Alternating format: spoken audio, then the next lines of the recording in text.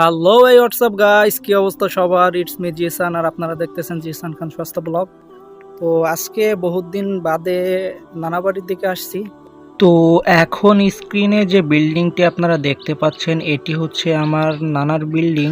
তো এখন একজন মানুষের অভাবে এই বিল্ডিংটা পুরাটা পড়ে আছে, এখানে কেউই থাকে না।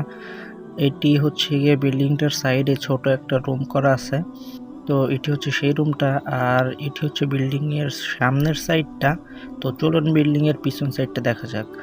এটি হচ্ছে বিল্ডিং এর পেছন সাইড, অর্থাৎ ভিতরের সাইডটা। এখন একজন মানুষের অভাবে পুরা বিল্ডিংটা এভাবেই পড়ে আছে।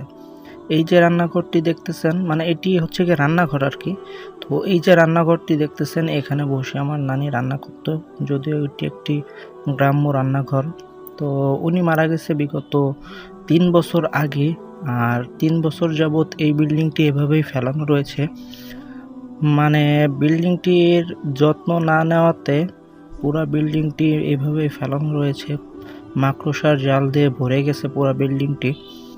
তো এই যে গেটটি দেখতেছেন, এই গেটটি সবসময় খোলা থাকতো। আমরা গেলে সবসময় এই গেট দিয়েই ভিতরে ঢুকতাম।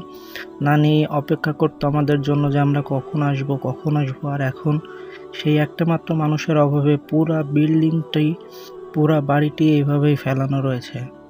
কেউ এখানে আসে না, কেউ এখানে, মানে এই বিল্ডিংটি যত্ন নেওয়ার মতো কেউ নাই আর কি। তো এটি হচ্ছে গিয়ে পুরা এরিয়াটার বাউন্ডারিটা।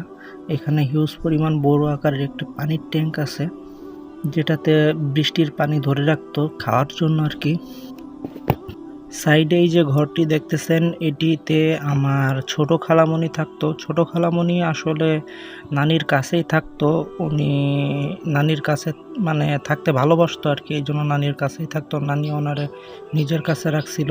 কিন্তু বর্তমান সময়ে সে এই ঘরটিও যত্নের অভাবে মানে পড়ে আছে এভাবেই। এই যে দোলনাটি দেখতেছেন, এই দোলনায় অনেকজনই দোল খাইতো একটা সময়, কিন্তু এখন আর কেউই থাকে না এখানে।